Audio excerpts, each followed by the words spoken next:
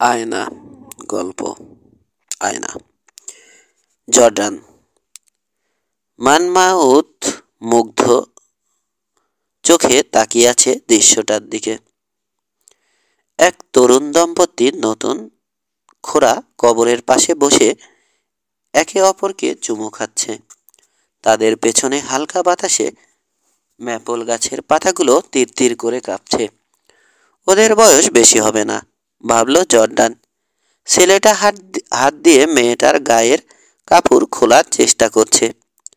এমন সময় মাটি ফুঁড়ে বের হলো হাড্ডিসার একটা হাত। হাতের আঙুলগুলো মেয়েটার হাঁটু খামছে ধরল। কে তাকে ধরেছে এটা না দেখে মেয়েটা চেঁচিয়ে উঠল। তারপর তাকালো হাতটার দিকে। দেখলো মাটি ফুঁড়ে বের হয়ে আসছে একটা লাশ, আর লাশের একটা হাত তার হাঁটু খামছে ধরেছে। এবার মেয়েটার গলা চিরে বের হলো একটা মরণ চিৎকার। ওটার চেহারা অপার্থিব সাদা, অনেকটা শহরের পূর্ণিমার চাঁদের মতো। চেহারায় অসংখ্য ভাঁজ, যেন কেউ ছুরি দিয়ে কুচি কুচি করে কেটেছে তার মুখমণ্ডল। ওটার গাল থেকে খসে পড়ছে পচা চামড়া। মেয়েটার মাংস খাওয়ার জন্য হা করল ওটা। পচা দাঁতগুলো কোনো মতে মুখের ভেতর আটকে আছে। মুখ দিয়ে বের হচ্ছে প্রচণ্ড দুর্গন্ধ। মেয়েটা অনেক কষ্টে বমি আটকালো। ছেলেটা ভয় পেল না। লাথি মারল লাশটার শরীরে, মুক্ত করলো মেয়েটাকে। তারপর দুজনে পালানোর জন্য দৌড় দিল। কাঁপতে কাঁপতে তারা দৌড়চ্ছে। পেছনে দৌড়াচ্ছে তাদের লম্বা ছায়া। কবরস্থানের গেটের কাছে ওরা থামল। ভয় আর পরিশ্রমে দুজনের বুক দ্রুত গতিতে ওঠানামা করছে, ঘামছে ওরা। গেটে ঝুলছে একটা শক্ত তালা। এটা দেখে নতুন দম্পতি যেন হারিয়ে গেল আতঙ্কের অতল গহ্বরে। ইতিমধ্যে আরো কয়েকটা লাশ মাটি ফুঁড়ে বের হয়েছে। সবগুলো লাশ অস্বাভাবিকভাবে হেলে দুলে এগিয়ে আসছে তরুণ দম্পতির দিকে। তরুণ দম্পতি একে অপরকে জড়িয়ে ধরেছে শক্ত করে। বুঝতে পেরেছে জিন্দা লাশের হাত থেকে আজ আর তাদের মুক্তি নেই। চমৎকার স্পেশাল ইফেক্ট, ভাবল জর্ডান। সত্যিই চমৎকার। এমন সময় সিনেমা হলের ভেতরের লাইট জ্বলে উঠল। দর্শকরা হাততালি দিচ্ছে। হলের ভেতর প্রবেশ করল ডিক কেভেন। পাবলিসিটি ট্যুর সবসময় অপছন্দ করে জর্ডান। ভক্তদের সাথে হাত মিলানো, অটোগ্রাফ দেওয়া, ছবি তোলা, এসব কিছুই তার কাছে মনে হয় ঝামেলার কাজ। হাততালি থামতেই ডিক বলল, প্রিয় দর্শক, আমাদের সাথে এতক্ষণ বসেছিলেন বিখ্যাত হরর লেখক জর্ডান ম্যান মাউথ। তার পরিচয় নতুন করে দেওয়ার প্রয়োজন নেই। তাকে এক নামে সবাই চেনেন। এখন যে দৃশ্যটা দেখানো হলো সেটা অনেকের কাছে মনে হতে পারে বিরক্তিকর, আবার অনেকে দৃশ্যটা পছন্দ করেছেন। আপনার কাছে কেমন লাগলো দৃশ্যটা? ঠিক তাকালো জর্ডানের দিকে। জর্ডান হাসল, বলল, আমার কাছে দৃশ্যটা খুব ভালো লেগেছে। এসব দৃশ্য দেখে দর্শকের তো কোনো না কোনো অনুভূতি হবেই। সিনেমা হলে এসে চুপচাপ বসে থাকলে বরং আমার খারাপ লাগে। হাসি, কান্না এবং ভয়, এর যে কোনো একটা তো সিনেমায় থাকতেই হবে। তার মানে আপনার সিনেমা দেখে দর্শকদের খারাপ লাগলে আপনার করার কিছুই নেই, বলল ডিক। আপনি ভুলে গেছেন যে ছবিটা আমি বানাইনি। সামান্য বিরক্ত হয়ে বলল জর্ডান, গল্পটা আমার, এটা ঠিক। তবে আমার লেখা যে সবার পছন্দ হবে সেটা ভেবে আমি লিখি না। সেরকম আশা করাটাও বোকামি। আপনার কাহিনীর প্রতি সুবিচার করা হয়েছে। ঠিকই আছে, বলল জর্ডান। এখান থেকে পালাতে পারলে বেঁচে দিতাম, ভাবল সে। এরপর শুরু হলো লেখক আর ভক্তদের মিলন পর্ব। সেটা চলল ঘণ্টাখানেক। তারপর জর্ডান মুক্তি পেল। জর্ডান ম্যানমাউথের বয়স 35। হালকা পাতলা শরীর, 6 ফুট লম্বা। সব সময়ে দামি কাপড় চোপড় পরতে ভালোবাসে সে। কথা বলার সময় সবাইকে সে মুগ্ধ করে রাখে। কিছুদিন হলো স্ত্রীর সাথে তার ছাড়াছাড়ি হয়ে গেছে। খবরটা সাংবাদিক মহলে বেশ আলোড়ন তুলেছিল। তখন লেখক হিসেবে সে বেশ নাম করে ফেলেছে। তাছাড়া সে সময় জর্ডান একটা সিরিয়াস উপন্যাস লিখছিল। বিবাহ বিচ্ছেদের ঝামেলা তার সামাল দেয় তার উকিল। ঘটনাটা তার মনে আঘাত করার সময় পায়নি। তবে মারিয়াকে সে খুব ভালোবাসতো। আসল কথা হচ্ছে, লেখকের জীবনযাপনের সাথে মারিয়া কখনো নিজেকে মানিয়ে নিতে পারবে না। তার ধারণা, তার গল্প পড়ে পাঠকেরা ভয় পায়, আবার বইয়ের পিছনে তার সুন্দর মায়াবী চেহারাটা দেখে ভয়ের কথা তারা ভুলে যায়। এটা ভেবে হল থেকে বের হওয়ার সময় হাসল সে। একটা লিমুজিন তার জন্য অপেক্ষা করছে। প্রায় লাফ দিয়ে পেছনের সিটে বসল সে। দরজা বন্ধ করল। ড্রাইভার সাথে সাথে গাড়ি চালালো। হাঁপ ছেড়ে বাঁচল সে। ব্যাপারটা শেষ হয়েছে। এখন সে বাড়ি যাচ্ছে। কয়েক মাইল পার হলো গাড়িটা। কেউ কোনো কথা বলল না। এর কিছুক্ষণ পর তারা একটা আবাসিক এলাকায় প্রবেশ করল। এখানেই জর্ডানের বাড়ি। নামকরা অভিনেতা আর লেখকরা এখানেই থাকে। ছবিটা চমৎকার হয়েছে স্যার, বলল ড্রাইভার। ধন্যবাদ, বলল জর্ডান। আশা করছে ড্রাইভার আর কথা বাড়াবে না। কারো কথা শোনার মতো মানসিক অবস্থা তার বর্তমানে নেই। সে এখন একটা লম্বা ঘুম দিতে চায়।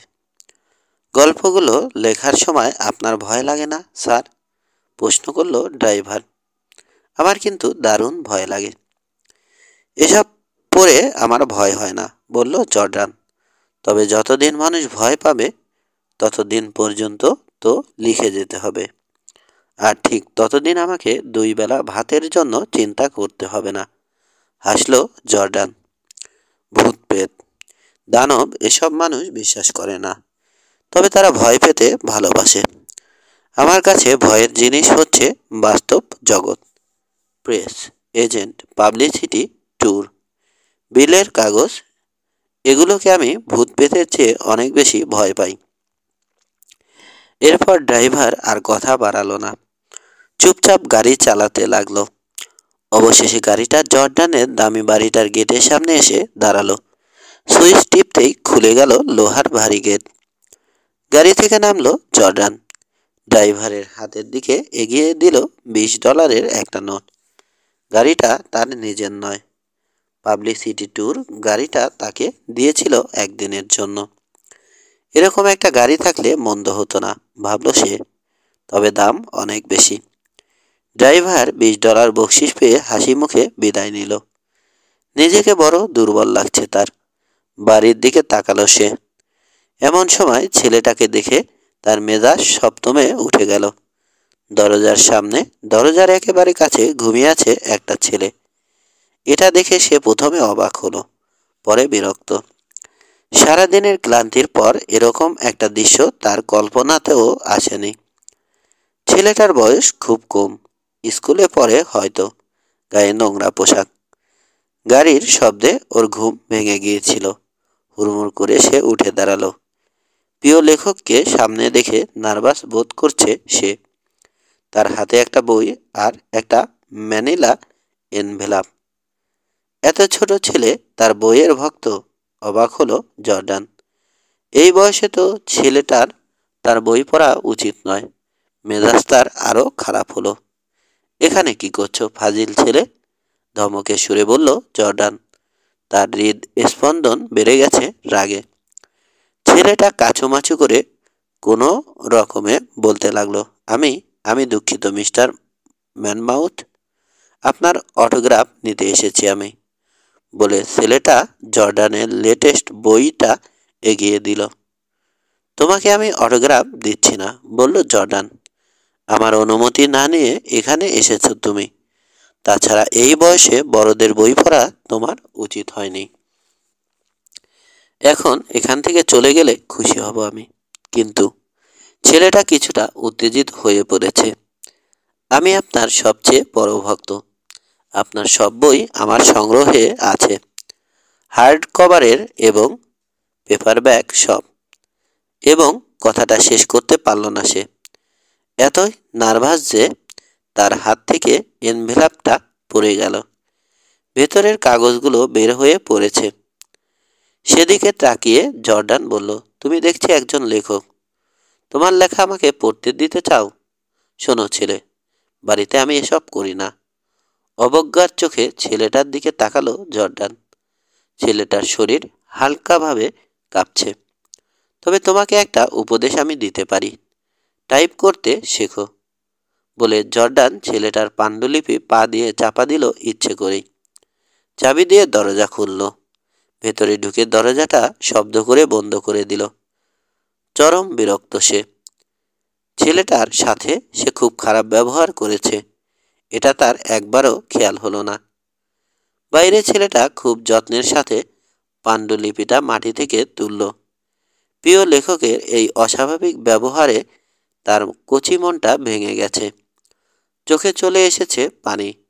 কিছুক্ষণ তাকিয়ে থাকলো প্রিয় লেখকের বাড়িটার দিকে। তারপর নিজের অজান্তে বিড়বিড় করে কি যেন বলল। এরপর যেভাবে দেয়াল টপকে এসেছিল সেভাবেই দেয়াল টপকে চলে গেল সে। আকাশে পূর্ণিমার বিশাল চাঁদ, তবে ওটাকেও কেন জানি হঠাৎ করে বিষণ্ণ মনে হলো। সরাসরি বেডরুমে চলে এলো জর্ডান। দ্রুত পোশাক বদলালো। তারপর বাথরুমে প্রবেশ করলো সে। বাথরুমের ভেতরটা দেখার মতো। বাথরুমটা বিশাল। দেয়ালে ঝুলছে বেশ বড় আকারের আয়না। ডিম্বাকৃতির একটা বাথট্যাব ফ্লোরের ভেতর ঢুকানো। এখানকার সব কিছু টাইলস দিয়ে ঢাকা। একটা টিউব থেকে জেল ঢাললো বাথট্যাবে। তারপর পানির ট্যাপ ছেড়ে দিল সে। গরম পানি জেলের সাথে মিশে ফেনা হতে শুরু করেছে ইতিমধ্যে। হালকা বাষ্প উপরের দিকে উঠতে লাগলো। আয়নার দিকে তাকালো সে। চোখজোড়া লাল হয়ে আছে, মুখের চামড়া কুঁচকে আছে। হাত দিল পেটের উপর। সমতল পেটটার দিকে তাকিয়ে ভাবল, একজন লেখকের জন্য যথেষ্ট। খুশি হলো সে। বাথট্যাব ইতিমধ্যে পানিতে ভরে গেছে, গরম পানি, তার মনের মতো। পানিতে এক পা দিয়েছে এমন সময় তার কাছে মনে হলো বাথরুমের ভেতর কিছু একটা নড়ছে। পানি থেকে পা তুলে চারদিক তাকালো সে। না, কিছুই নেই। শান্ত হও, নিজেকে বলল সে। তারপর পানির ভেতর নিজের শরীরটা পুরোপুরি ছেড়ে দিল। কিছুক্ষণ ডুবে থাকলো সে। সারাদিনের সব ক্লান্তি এবং দুশ্চিন্তা দূর করতে চাইছে সে। কিছুক্ষণ পর পানি থেকে উঠে দাঁড়ালো জর্ডান। শরীরটা এখন বেশ হালকা এবং ঝরঝরে লাগছে। লম্বা একটা তোয়ালে দিয়ে শরীরের নিম্নাংশ ঢাকলো সে। আয়নার সামনে দাঁড়ালো। বাষ্পের ফলে আয়নার উপর কুয়াশার প্রলেপ পড়েছে। হাত দিয়ে সেটা পরিষ্কার করলো জর্ডান। আয়নায় নিজের চেহারার দিকে তাকালো। নিজের চেহারা তো আছেই, তাছাড়া তার পেছনে কে যেন দাঁড়িয়ে আছে। লোকটার চেহারাটা তার পেছনে দেখা যাচ্ছে। মনে হচ্ছে লোকটা তার পেছনে দাঁড়িয়ে আছে। চেহারা চেনা যাচ্ছে না, কারণ আগন্তুক কালো একটা মুখোশ পরে আছে। তবে চোখ জোড়া দেখে জর্ডানের পিলে চমকে গেল। নির্দয় এক মানুষের মুখ, যাকে ঠিকমতো চেনা যাচ্ছে না। তাছাড়া সে পরে আছে একটা আলখাল্লা। ভয়ের একটা শীতল স্রোত আর মেরুদণ্ড, তার মেরুদণ্ড বেয়ে উপরে উপরে চলে এলো। ঘুরে দাঁড়ালো সে। অবাক কাণ্ড, বাথরুমে কেউ নেই। সারা শরীর ক্লান্ত হয়ে আছে তার। এর জন্য বোধ হয় সে আজে বাজে জিনিস দেখতে শুরু করেছে। আয়নার দিকে আবার তাকালো সে। নিজের চেহারা ছাড়া আর কাউকে দেখা গেল না। দাঁত ব্রাশ করতে যাবে এমন সময় মুখোশ পরা আগন্তুককে আবার দেখতে পেল সে। তার পেছনে লোকটা দাঁড়িয়ে আছে, হাতে একটা রশি। তার গলায় সেটা পেঁচানোর জন্য আগন্তুক এগিয়ে আসছে। জর্ডান এবার চেঁচিয়ে উঠল, ঘুরে দাঁড়ালো। উত্তেজনায় তার হৃৎপিণ্ডটা যেন গলার কাছে চলে এসেছে। তবে কাউকে দেখা গেল না। বাথরুমে সে ছাড়া আর কারো অস্তিত্ব নেই। তার মেজাজ চড়ে গেল। এর জন্য কাকে দায়ী করবে সেটা ভেবে পেল না জর্ডান। বাথরুম থেকে বের হয়ে শোবার ঘরে এসে জানালা দিয়ে বাইরে তাকালো। সেখানেও কাউকে দেখা গেল না। পরিষ্কার আকাশ, বিশাল চাঁদটা ঝুলে আছে সেখানে। জানালা বন্ধ করলো জর্ডান, পর্দা টেনে দিল, দরজা বন্ধ করলো ভালো মতো। শোবার ঘরে যে আয়নাটা আছে সেখানে গিয়ে তাকালো। নিজের বিমর্ষ চেহারার সাথে অপরিচিত লোকটার নিষ্ঠুর কালো অবয়বটা সে দেখতে পেল। সাথে সাথে পেছনে তাকালো সে, কাউকে দেখতে পেল না। রাগে উত্তেজনায় মাথার চুল ছিঁড়তে ইচ্ছা হলো তার। এসব কি হচ্ছে? জেগে জেগে সে স্বপ্ন দেখছে নাকি? এরকম তো আগে হয়নি। দুঃস্বপ্ন সে অনেক দেখেছে, সবাই দেখে, কিন্তু এরকম কখনো হয়নি। জেগে জেগে দুঃস্বপ্ন দেখা। দরজার দিকে তাকালো সে। মনে হচ্ছে যে কোনো সময় কেউ একজন দরজায় টোকা দেবে অথবা ধাক্কা মেরে দরজা খুলে ভিতরে প্রবেশ করবে। কিন্তু এরকম কিছুই ঘটল না। নীরব রাত। রাস্তা দিয়ে গাড়ি চলে যাওয়ার শব্দ শুনতে চাইছে সে, অথবা কুকুরের ডাক। যে কোনো শব্দ হলেই চলবে, কিন্তু কোথাও কোনো শব্দ হচ্ছে না। সে শুধু শুনতে পাচ্ছে নিজের হৃৎপিণ্ডের শব্দ। সে কি পাগল হতে চলেছে, নাকি সে প্রচণ্ড দুর্বল? এমন সময় ছেলেটার কথা মনে পড়ল। ছেলেটাকে সাথে করে নিয়ে এলে পারত সে। তার সাথে অন্তত কিছুক্ষণ কথা বলা যেত। এতে হয়তো তার কিছুটা উপকার হতো। টেলিফোনের রিসিভারটা তুলে হেলেনের নাম্বার ঘুরালো সে। হেলেনের সাথে ঘনিষ্ঠতা সবে শুরু হয়েছে। তাকে কাছে পেলে কিছু প্রশ্ন করা যেত। হ্যালো। অপর পাশ থেকে হেলেনের কণ্ঠস্বর শোনা গেল। হেলেন, আমি জর্ডান বলছি, বলল সে। তুমি শুনতে পাচ্ছ? এখন কি তুমি আমার কাছে আসতে পারবে? হেলেন বলছি, বলল হেলেনের কণ্ঠস্বর। আমি ফোন ধরতে পারছি না। সময় নষ্ট না করে মেসেজ রেখে যান, ধন্যবাদ। চুপ করলো মেশিনটা। আমি জর্ডান বলছি, বলল জর্ডান। তোমাকে আমার বিশেষ প্রয়োজন। মেসেজ পাওয়া মাত্র আমার এখানে চলে এসো। রিসিভার রেখে দিল সে। নিজের মনকে এখন শক্ত রাখা প্রয়োজন, ভাবল সে। কিছুই হয়নি, হয়ে থাকলেও সেটা এখন ঠিক হয়ে গেছে। উঠে দাঁড়ালো সে। তোয়ালেটা খুলে একটা গাউন পরল সে। তারপর চলে গেল নিচের স্টাডি রুমে, যেখানে অন্যান্য জিনিসের সাথে নানা রকম মদও রাখা আছে। রুমটা বেশ বড়, উজ্জ্বল আলো জ্বলছে। যে কয়টা বাতি নিভেছিল সেগুলো জ্বালল সে। ঘরের মাঝখানে একটা মেহগনি কাঠের টেবিল, এর উপর রাখা আছে কম্পিউটার। দেয়াল ঘেঁষে সিলিং পর্যন্ত দাঁড়িয়ে আছে দুটো বিশাল সাইজের বুকশেলফ। নানা রকম বই রাখা আছে সেখানে। একটা শেলফের কয়েকটা তাকে রাখা আছে শুধু তার প্রকাশিত সব বই। দেয়ালে লাগানো আছে কয়েকটা হরর ছবির পোস্টার। এগুলো তার বই থেকে বানানো হয়েছে। চেয়ারে বসলো সে। তার হাঁটু কাঁপছে। সেটা থামানোর চেষ্টা করেও পারল না জর্ডান। উঠে দাঁড়ালো সে। চলে এলো মিনি বারে। দীর্ঘ একটা শ্বাস নিল। তারপর বোতল থেকে এক গ্লাস মদ ঢেলে এক চুমুকেই সাবার করে দিল। এরপর আরেক গ্লাস। এতক্ষণ সে আয়নাটা দেখেনি। তার সামনে দেয়ালে ঝুলানো আছে একটা আয়না। সেদিকে তাকালো জর্ডান। তার চেহারার পেছনে দাঁড়িয়ে আছে লোকটা। কালো আলখাল্লা পরে আছে সে। মুখে কালো মুখোশ। দুই হাতে চামড়ার গ্লাভস পরা, এবং একটা হাতে সে ধরে আছে একটা রশি। জর্ডান একটা মরণ চিৎকার দিল। হাত থেকে পড়ে গেল গ্লাসটা। ঘুরে তাকালো পেছনে। ভেবেছিল আক্রমণকারীকে দেখতে পাবে, কিন্তু স্টাডি রুমে কাউকে দেখা গেল না। জিনিসপত্র যেরকম ছিল ঠিক সেরকমই আছে। আয়নার দিকে আবার তাকালো সে। আগের মতোই দেখতে পেল লোকটাকে। কালো আলখাল্লা পরে আছে সে। লোকটা তার খুব কাছে চলে এসেছে, কারণ লোকটার চোখজোড়া সে দেখতে পাচ্ছে, কিন্তু সেখানে চোখের বদলে দেখতে পেল গহীন কালো অন্ধকার। রাগে এবং ভয়ে জর্ডান একটা বোতল আয়নার দিকে ছুঁড়ে মারল। ছোটখাটো একটা বিস্ফোরণ ঘটিয়ে তরল পদার্থ ছড়িয়ে পড়ল চারদিকে। আয়নাটা ভেঙে অসংখ্য টুকরোয় পরিণত হয়ে ফ্লোরে পড়ল। ভাঙা টুকরোগুলোতে জর্ডান দেখতে পেল আগন্তুককে। সবাই তার দিকে এগিয়ে আসছে তাকে আক্রমণ করার জন্যে। পেছনে তাকালো সে, কাউকেই দেখা যাচ্ছে না। তুমি যেই হও, চেঁচিয়ে বলল জর্ডান, কিছুক্ষণের জন্য আমাকে শান্তি দাও।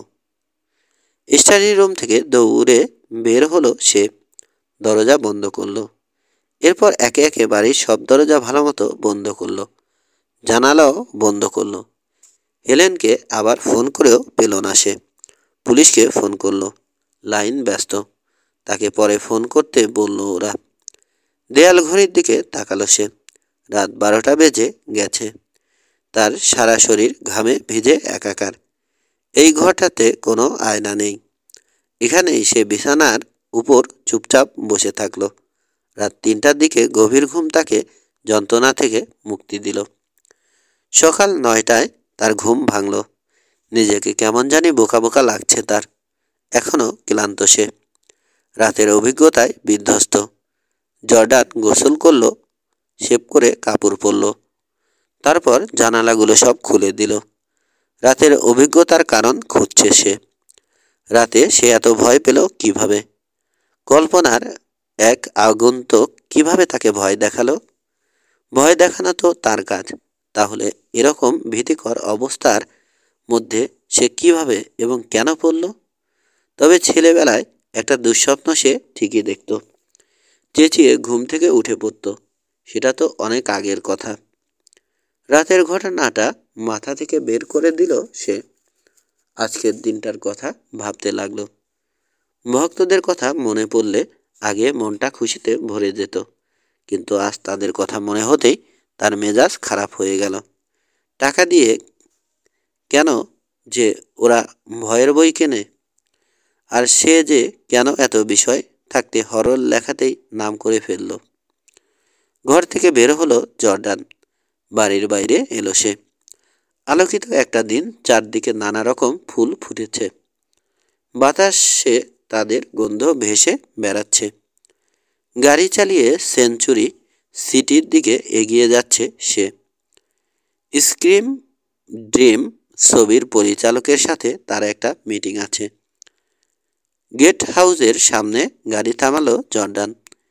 ভেতরে ঢুকতে হলে টিকিট কিনতে হবে তাকে। টিকিট নেয়ার জন্য লাইনে দাঁড়াতে হলো, তবে গাড়ি থেকে নামতে হলো না। একটু দেরি হয়ে গেছে, তাই অস্থির লাগছে। কোটিপতি হওয়ার জন্য সে অস্থির হয়ে আছে। তার সামনের গাড়িতে বসা লোকটা গার্ডকে কি জানি জিজ্ঞেস করছে। পেছনের গাড়ি হর্ন বাজাচ্ছে। সেও যেন অস্থির হয়ে আছে কোনো কারণে। কৌতূহলবশত জর্ডান রিয়ার ভিউ মিররের দিকে একবার তাকালো। হতে পারে হতে পারে ড্রাইভার হতে পারে ড্রাইভার তার পরিচিত, কিন্তু আয়নায় যাকে দেখলো সেটার জন্য সে প্রস্তুত ছিল না। সেই আলখাল্লা পরা লোকটা তার গাড়িতে পেছনের সিটে বসে আছে, তার দিকেই এগিয়ে আসছে, তার হাতে রশি। জর্ডান চিৎকার করে গাড়ি থেকে বের হলো। সিকিউরিটি গার্ড সাহায্যের জন্য তার দিকে এগিয়ে এলো। আরেকজন গার্ডও এগিয়ে এলো, কিন্তু তার আগে জর্ডান দৌড়ে গার্ডদের কাছে এগিয়ে এলো। স্যার, একজন গার্ড বলল, আপনার গাড়ি? সে আমাকে খুন করতে চায়, তীক্ষ্ণ স্বরে চেঁচিয়ে বলল জর্ডান।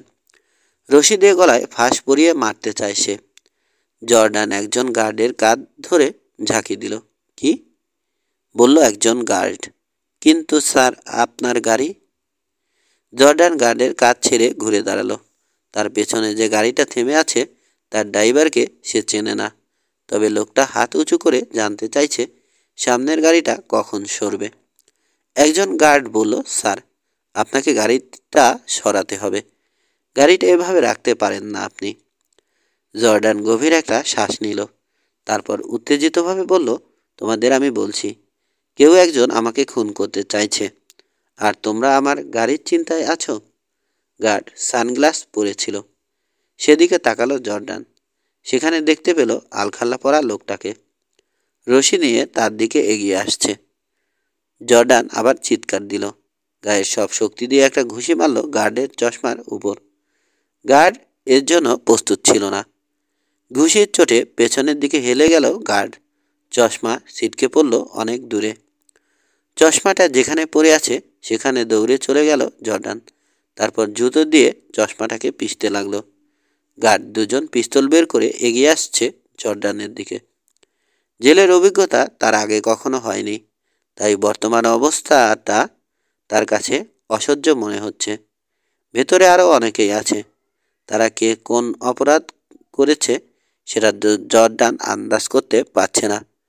তবে এরা যে সবাই প্রফেশনাল ক্রিমিনাল, এতে তার কোনো সন্দেহ নেই। তাই এদের কাছ থেকে যত দূরে থাকা যায় ততই ভালো। সে পরে আছে অত্যন্ত দামি একটা স্যুট, ওটাতে যাতে ময়লা না লাগে সে ব্যাপারে সে বেশ সতর্কতা অবলম্বন করছে। বিশাল সাইজের একটা লোক তার কাছে এসে বলল, শালা, কিছু টাকা দে। আয়নায় দেখা লোকটার সাথে এর কিছুটা মিল খুঁজে পেল জর্ডান। প্রচণ্ড আক্রোশে তার শরীরটা কেঁপে উঠল। তবে লোকটাকে সে টাকা দিল না, বরং লোকটার পাছায় কষে একটা লাথি দিল। চেঁচিয়ে বলল, আমার কাছ থেকে দূরে থাকবি তোরা, মনে থাকে যেন। সবাই তার দিকে তাকিয়ে আছে। তাকে বোধহয় সবাই পাগল ভাবছে, তবে এতে কাজ হয়েছে। এরপর কেউ তাকে বিরক্ত করতে এলো না। সেলের কোনায় বসে সে অপেক্ষা করতে লাগলো হেলেনের জন্য। কিছুক্ষণ পর হেলেন এলো। ব্যাপারটা তার কাছে হাস্যকর মনে হচ্ছে। হেলেন বলল, তোমাকে আমি কোথাও নিয়ে যেতে পারবো না। ঠিক আছে, খুশি হয়ে বলল জর্ডান, অন্তত এখান থেকে বের করো। প্রয়োজনীয় কাগজপত্র দেখিয়ে জর্ডানকে জেল থেকে বাইরে নিয়ে এলো হেলেন। বাইরে এসে ওরা হেলেনের গাড়িতে উঠল। হেলেন ড্রাইভ করছে। প্রচণ্ড লজ্জায় কুঁকড়ে আছে জর্ডান। নিজেকে বিব্রত মনে হচ্ছে, কিছুটা পাগল পাগল মনে হচ্ছে। ব্যাপারটা আমাকে সহজভাবে চিন্তা করতে দাও, বলল হেলেন। এ নিয়ে কথাটা সে মোট 10 বার বলল। কেউ একজন তোমাকে খুন করার চেষ্টা করছে, একমাত্র তুমিই তাকে দেখতে পাও, তাও আবার আয়নায়, অথবা আয়নার মতো কিছুতে। তারপর ঘুরে দেখো কেউ নেই, ঠিক আছে? হ্যাঁ, ব্যাপারটা সত্যি, বলল জর্ডান। তুমি যা বললে ঠিক সেরকম, এতে একটুও ভুল নেই। তবে হেলেনের চেহারা দেখে জর্ডান সহজেই বুঝল যে হেলেন তার কথা বিশ্বাস করেনি। অবশ্য সে যা বলছে সেটা সহজে বিশ্বাস করার মতো নয়। বাড়িতে নাকি অফিসে? প্রশ্ন করল হেলেন। বাড়িতেই যাওয়া উচিত, বলল জর্ডান। তবে কণ্ঠস্বরে সে কোনো আত্মবিশ্বাস খুঁজে পেল না। গৃহপরিচারিকা গ্রেটা কাচের ভাঙা টুকরোগুলো পরিষ্কার করছিল। জর্ডান বাড়িতে প্রবেশ করার পর গ্রেটা তার দিকে সরাসরি এমনভাবে তাকালো যে জর্ডান বুঝতে পারল গ্রেটা তার উপর দারুণ বিরক্ত হয়েছে। বিরক্ত হয়েছে, খুব ভালো কথা। পাগল না ভাবলেই হবে, ভাবল জর্ডান। যেখানে আয়নাটা ছিল সেদিকে তাকিয়ে হেলেন বলল, আয়নাটা ওখানে ছিল? জর্ডান সেদিকে না তাকিয়েই বলল, হ্যাঁ, তবে আরও আছে।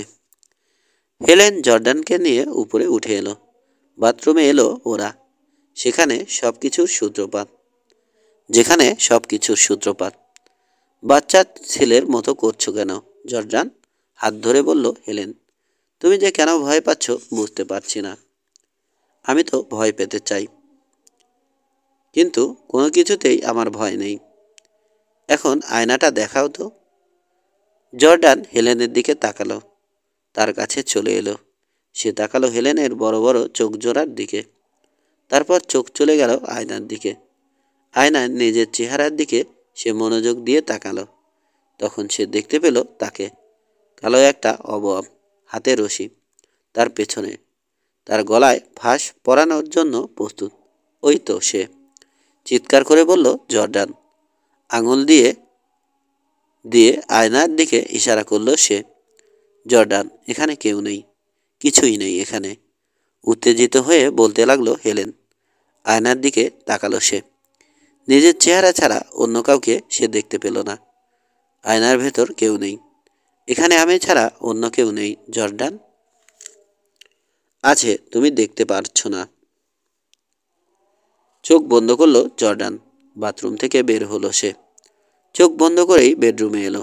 কপাল ভালো, ভাবল সে, কারণ এখানে কোনো আয়না নেই। থাকলেও সেটা সে নিজের অজান্তে আগেই সরিয়ে ফেলেছে। হেলেন দৌড়ে বেডরুমে চলে এলো। জর্ডান বালিশের উপর মুখ দিয়ে শুয়ে আছে। তার শরীর থরথর করে কাঁপছে, ফোঁপাচ্ছে সে। হেলেন সেদিকে এগিয়ে গিয়ে বিছানায় বসল। হাত বুলাতে লাগলো জর্ডানের পিঠে। তুমি ঠিক আছো তো জর্ডান? জিজ্ঞেস করলো হেলেন। ভয় নেই, আমি কাছে আছি। আমাকে কি সুস্থ মনে হচ্ছে? বালিশে মুখ রেখেই বলল জর্ডান। ফোঁপাচ্ছে সে। আমি কি কখনো এরকম ছিলাম? এবার রীতিমতো কাঁদতে লাগলো সে। হেলেন জর্ডানকে কাঁদতে দিল। কাঁদলে মানুষের মন হালকা হয়, ভাবল হেলেন। এরপর জর্ডান বালিশ থেকে মুখ তুলে তাকালো হেলেনের দিকে। তার চোখ ঝাপসা হয়ে আছে। আমি কি পাগল হয়ে যাচ্ছি হেলেন? হেলেন মাথা নাড়ল, তার চোখে অবিশ্বাস এবং বিস্ময়। শান্তভাবে বলল সে, আমি কি কিছু করতে পারি তোমার জন্য? তবে এখন তোমার ঘুমের প্রয়োজন। সকালে উঠে যা করার করা যাবে। ভয় নেই ডার্লিং, আমি তো আছি। রাতে ঘুম হলো না জর্ডানের। চোখ বন্ধ করলেই ভেসে উঠল কালো মুখোশ পরা নিষ্ঠুর সেই মানুষটা। রশি হাতে তার পেছনে দাঁড়িয়ে আছে। যে কোনো মুহূর্তে তাকে খুন করার জন্য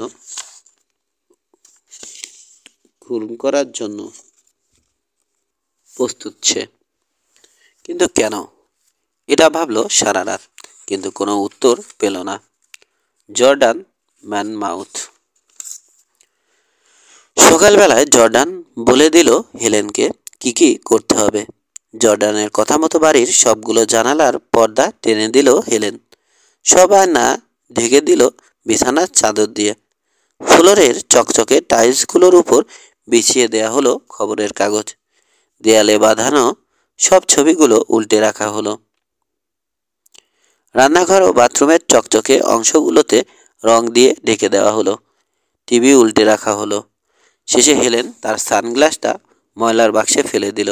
ব্যাস, বাড়িতে এমন কোনো জায়গা নেই যেখানে তাকালে নিজের প্রতিফলন দেখা যাবে।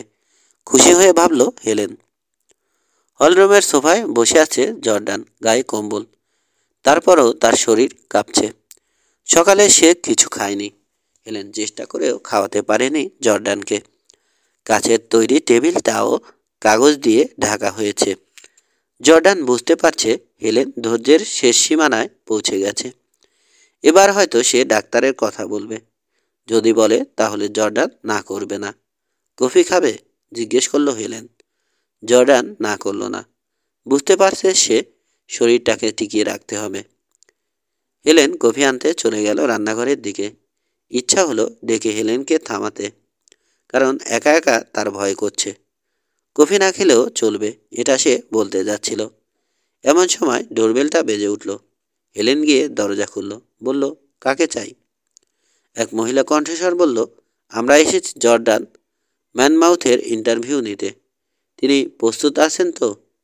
আসলে একটু দেরি করে ফেলেছি আমরা, সেজন্য দুঃখিত। তবে 1 ঘন্টার বেশি সময় নেব না আমরা। মেরি হার্ট হেলেনকে পাশ কাটিয়ে ভেতরে প্রবেশ করলো। এরপর ঢুকলো স্যুট পরা এক ভদ্রলোক। সবার শেষে ক্যামেরাম্যান। মিস্টার জর্ডান কেমন আছেন? বলল মেরি হার্ট। মুখে হাসি লেগেই আছে। তাদের দেখে জর্ডান যেন হারিয়ে যেতে চাইল সোফার গদির ভেতর। একটু অপেক্ষা করুন, বলল হেলেন সাক্ষাৎকারের তারিখটা পেছাতে। স্যুট পরা ভদ্রলোক হেলেনের কথা শুনল না। সে ক্যামেরাম্যানকে নির্দেশ দিল, ক্যামেরা রেডি করো, কোনো কিছু যেন বাদ না পড়ে। কোমরের ভেতর থেকে অনেক কষ্টে জর্ডানের হাতটা বের করে হ্যান্ডশেক করতে করতে মেরি হার্ট বলতে লাগলো, আপনাকে অসংখ্য ধন্যবাদ আমাদের সময় দেওয়ার জন্য। আমি আপনার একজন বড় ভক্ত। ভয়ের গল্প আমার খুব ভালো লাগে। আমি দুঃখিত, ওদেরকে বোঝানোর চেষ্টা করছে হেলেন।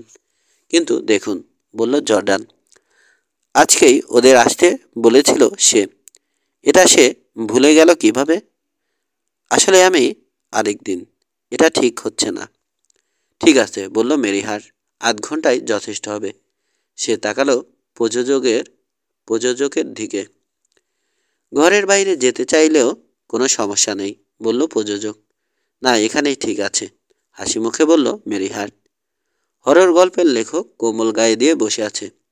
মনে হচ্ছে কোনো কারণে তিনি ভয় পেয়েছেন। এই পরিবেশটাই দারুণ হবে। দেখুন, এবার রেগে গেল হেলেন। হেঁটে চলে এলো মেরিহার্টের কাছে, তার হাতটা ধরল। আজকের ইন্টারভিউ ক্যান্সেল করতে হবে। আপনাদের লেখক সাহেব অসুস্থ। আরেকজন লোক ফ্লাড লাইটগুলো সেট করে জ্বালিয়ে দিল। প্রচণ্ড আলোতে যেন জর্ডানের চোখজোড়া অন্ধ হয়ে গেল সাময়িকভাবে।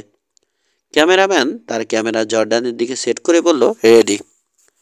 তার পক্ষে সম্ভব হবে না, ভাবল জর্ডান। মুখে হাসি আনা তার পক্ষে সম্ভব নয়। যতই চেষ্টা করুক সে ক্যামেরার দিকে চেয়ে হাসতে পারবে না সে। অন্তত আজকে সেটা অসম্ভব। সে বলল, দেখুন। তবে তার চোখের সামনে ভেসে উঠল ক্যামেরার বিশাল একটা চোখ। ক্যামেরার লেন্সের কাছে সে দেখতে পেল নিজেকে। আরও একজনকে দেখল সে। তার পেছনে কালো আলখাল্লা পরে তার নিচে শুয়ে আছে। তাকে জড়িয়ে ধরে আছে। মুখে কালো মুখোশ, হাতে রশি। জর্ডানের গলায় ফাঁস পরানোর জন্য প্রস্তুত সে। জর্ডান চিৎকার দিয়ে ক্যামেরাম্যানকে ধাক্কা দিল। কম্বলটা ছুঁড়ে দিল আরেক দিকে। তার শরীরের ধাক্কায় সোফাটা উল্টে পড়ল। ফ্লোরে পড়ে গেল সে। জোরে জোরে শ্বাস নিচ্ছে। মনে হচ্ছে তার দম আটকে আসছে। আপনাদের আগেই বলেছিলাম, চেঁচিয়ে বলল হেলেন। তিনি অসুস্থ, শুনলেন না আমার কথা। এখন দেখুন, এর জন্য আপনারাই দায়ী। এখনই আপনারা বের হয়ে যান। ক্যামেরাম্যান এখন স্থির হয়েছে। যা ঘটেছে তার সবটুকু তো নেয়া হয়েছে, জিজ্ঞেস করলো প্রযোজক। সবটুকু, হাসলো ক্যামেরাম্যান। কিছুই বাদ যায়নি। দারুণ জিনিস স্যার। আজ রাতের খবরে যাচ্ছে এটা, খুশি হয়ে বলল প্রযোজক। অনেক দিন হলো দর্শকরা মজার কিছু পায় না, তবে আজ পাবে। এরপর ওরা বিদায় হলো। জর্ডানের চোখ জোড়া কাপড় দিয়ে বাঁধল হেলেন। তারপর কোনো রকমে তাকে উপরে বেডরুমে নিয়ে এলো। চোখ থেকে কাপড় খুলে নিল হেলেন। জর্ডানের শরীরটা নিয়ন্ত্রণহীনভাবে কাঁপছে থরথর করে। তার ধারণা তার মাথা এখন আর কাজ করছে না। পানি, বলল জর্ডান। হেলেন এক গ্লাস পানি আনলো। জর্ডানকে বলল চোখ বন্ধ করতে। তারপর তাকে সোজা করে বিছানায় বসালো। পানির গ্লাসটা ধরল মুখের কাছে। অসুস্থ মানুষকে নার্স যেভাবে পানি খাওয়ায় ঠিক সেভাবেই হেলেন জর্ডানকে পানি খাওয়ালো।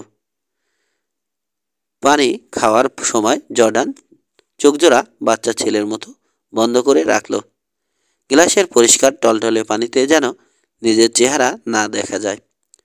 ঘুমের ট্যাবলেট, বলল হেলেন, এটা খাও। তারপর শান্তভাবে শুয়ে পড়ো। আমার মনে হয় আপাতত এটাই সবচেয়ে বড় ওষুধ। লম্বা একটা ঘুম দিলে সব ঠিক হয়ে যাবে। তাছাড়া আগামীকাল আমরা ডাক্তারের কাছে যাচ্ছি। হেলেন জর্ডানের ক্লান্ত চেহারার দিকে তাকিয়ে ভাবতে লাগলো নানা কথা। জর্ডানের এরকম অবস্থা হলো কিভাবে? সেই তো মানুষকে ভয় দেখানোর কাজটা করে, নিজের তো ভয় পাবার কথা নয়। পাঠকের চাহিদার কারণে ক্রমাগত লিখতে লিখতে কি তার নার্ভাস ব্রেকডাউন হয়েছে? আজ রাতে তুমি আমার সাথে থাকছো তো? ফিসফিস করে জিজ্ঞেস করলো জর্ডান। তাই না? অবশ্যই, বলল হেলেন। তোমার পাশে ঠিক এখানে আমি থাকবো, ভয় নেই। জর্ডান চোখ খুলল। হেলেনের চেহারাটা তার কাছে অসম্ভব সুন্দর মনে হচ্ছে। মায়াভরা চোখ, মুখে সান্ত্বনার হাসি। তার পাশে বসে আছে, তাকে আদর করছে। তোমাকে আমি ভালোবাসি, বলল জর্ডান। আমিও ডার্লিং, হাসি মুখে উত্তর দিল হেলেন। হেলেনের আরও কাছে চলে এলো জর্ডান, বলল, এই অবস্থার জন্য আমি সত্যিই দুঃখিত। সেটা আমি জানি, বলল হেলেন। জর্ডানের ঠোঁটে হাত রাখল সে। এখন চুপচাপ ঘুমাও তো। এখন চুপচাপ ঘুমাও তো। বলে জর্ডানের গালে চুমু খাওয়ার জন্যে আরও কাছে চলে এলো হেলেন। চুমু খেয়ে কিছুটা স্বস্তি বোধ করলো জর্ডান। উঠে দাঁড়ালো হেলেন। গভীরভাবে একটা শ্বাস নিল। জর্ডানকে এখন কিছুটা স্থির মনে হচ্ছে। ঘুমাও, বলল হেলেন। ঘুম থেকে উঠে দেখবে সব ঠিক হয়ে গেছে। আমি জানি, বলল জর্ডান। চোখ খুলে তাকালো হেলেনের দিকে। হেলেনের চেহারাটা তার খুব কাছে মনে হচ্ছে। হ্যাঁ, খুব কাছে। মায়া ভরা মায়া ভরা বড় বড় দুটো চোখ। সেখানে মনোযোগ দিয়ে তাকালো সে।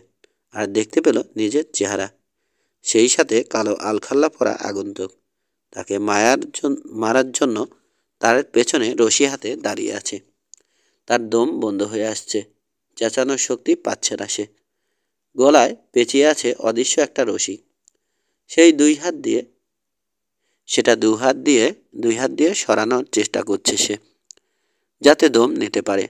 কিন্তু রশির টান মারাত্মক। অপার্থিব কোনো শক্তি যেন রশিটা টানছে।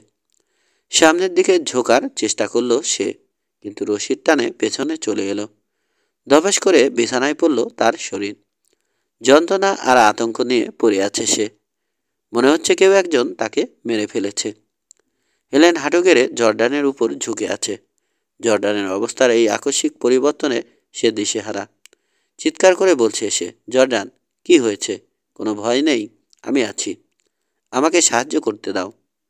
হেলেনের কথা কানে যেতেই গলাতে রশির চাপটা চলে গেল। জর্ডান চোখ খুলল। তার দিকে বিস্ময় ভরা চোখ নিয়ে তাকিয়ে আছে হেলেন। তার চোখ জোড়া এখন আরও কাছে। টলটল করছে অশ্রু।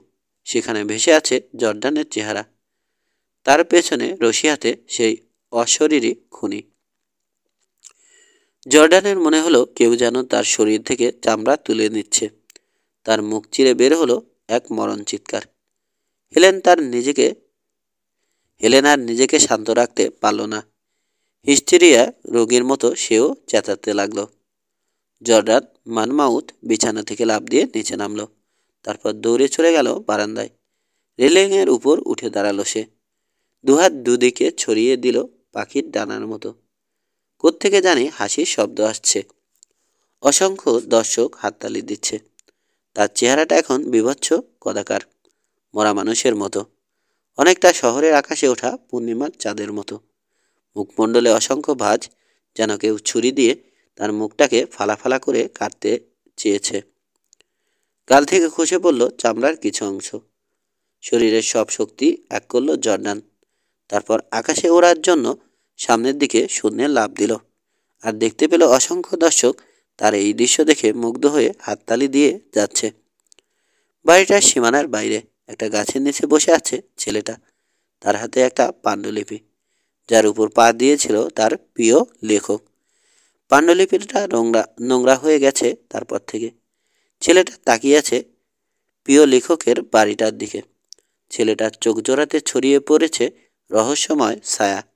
ওখানে খেলা করছে ছোট ছোট দুটি ঘূর্ণিঝড়। অশ্রু টলটল করছে। গাল বেয়ে গড়িয়ে পড়ল এক ফোঁটা অশ্রু। এমন সময় সে দেখল তার প্রিয় লেখক বারান্দা দিয়ে লাফ দিয়েছে শূন্যে। উঠে দাঁড়ালো সে। হাত দিয়ে চোখের পানি মুছল। মুখে ফুটল সামান্য হাসি। বাড়ির দিকে রওনা দিল সে। বাড়ির লোকজন তার চিন্তায় অস্থির হয়ে আছে, কারণ সে দুদিন হলো বাড়িতে যায়নি। এই দুদিন সে গাছটার নিচে বসেছিল আর তাকিয়েছিল তার প্রিয় লেখকের বাড়িটার দিকে। সমাপ্ত।